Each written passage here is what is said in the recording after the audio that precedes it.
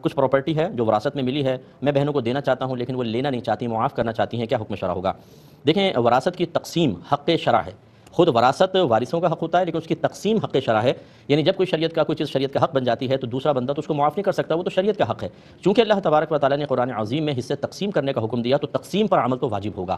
لہٰذا آپ پراپرٹی کے حصے بنائیں اور بہنوں کو وہ اگر کاغذات ہیں تو کاغذات بنا کر دیں۔ اگر آپ فرض کر لیں ایک بہن کے حصے میں 10 لاکھ کی زمین آ رہی ہے، آپ 10 لاکھ کیش اس کو دے دیں۔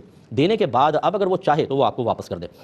ہمارا مشاہدہ یہی ہے کہ جب تک چیز دور ہوتی ہے تو معافی کا اعلان ہوتا ہے۔ آپ 10 لاکھ روپے سامنے رکھیں بہن کے اور پھر یہ کہیں کہ اب یہ اٹھا کر مجھے واپس دے دو، تو انشاءاللہ اس میں سے ہو سکتا ہے 5 لاکھ روپے میری ضرورت ہے، 5 لاکھ آپ لے لیں۔ تو جب تک ہم تقسیم کا پروسیس نہیں کرتے ہیں، کچھ کیفیات کچھ اور ہوتی ہیں، شریعت نے اسی لیے تقسیم کو لازم کیا کہ وارث تک اس کا حق پہنچ جائے، اس کے بعد اس کی مرضی ہو، جس کو دینا چاہے وہ چاہے آپ کو واپس دے دیں، لیکن تقسیم آپ کو کرنا ہوگی۔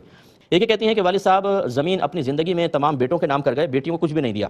ہاں 3-4 گھر تھے وراثت میں، وہ وراثت میں چھوڑ دیے کہ اس میں یعنی گویا کہ بیٹوں کا حق بھی ہوگا اور بیٹیوں کا بھی ہوگا، کیا حکم شرع ہے؟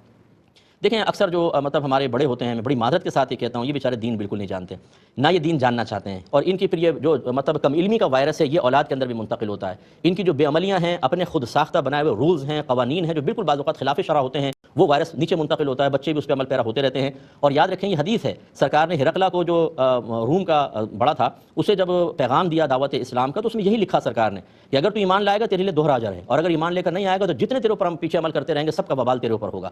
تو اس لیے جو بڑے ہوتے ہیں یہ اپنے لیے وبال کما رہے ہوتے ہیں، اتنا بڑا وبال کچھ امتحان ہے۔ اب توفتاً بیٹوں کو سب کچھ دے دینا، بیٹیوں کو محروم کرنا، یہ گناہ کی صورت ہوئی۔ پھر وراثت میں مکان چھوڑ گئے، اس میں بیٹوں کا حصہ، بیٹیوں کا بالکل تھوڑا سا، یہ خلاف شرع انہوں نے مطلب یہ کہ ہبہ کیا تھا کہ کسی کو محروم کرنا اور کچھ اولاد کو دینا یہ ظلم ہے۔ ایک صحابی نے ایسی کوشش کی اور آ کے مسئلہ پوچھ رہے تھے، وہ تو یا رسول اللہ یہ میں ایسا کر لوں، یعنی اپنے ایک بیٹے کو وہ غلام دے رہے تھے اور باقی بیٹوں کو نہیں دے رہے تھے۔ سرکار نے پوچھا کہ جو تم اپنے بیٹے کو غلام دے رہے ہو باقی اولاد کو بھی دے رہے ہو؟ کہا کہ نہیں۔ فرمایا پھر ظلم پر مجھے گواہ نہ بناؤ، اس کا مطلب ہے تم گناہ کر رہے ہو، یہ گناہ ہے کہ اولاد کو بعض کو دے دینا بعض کو نہیں۔ اگر بیٹیاں سسرال چلی گئیں تو کیا مطلب انہیں کچھ بھی نہ دیا جائے، ان کی ذمہ داری وہاں ڈال کے بیٹوں کو سب کچھ دیا جائے، جبکہ بیٹے کمانے پر قادر ہیں، بیٹوں کے پاس پہلی پراپرٹی ہے، بیٹوں کے پاس پہلی کاروبار چل رہا ہے، لیکن بچیوں کو انتہائی حقیر معمولی سمجھ کر اور دولت کی محبت اتنی ہماری قلوب کے اندر رچ بس گئی ہوتی ہے کہ بیٹی کو دیں گے ایسا نہ ہو سسرال والے لے لیں۔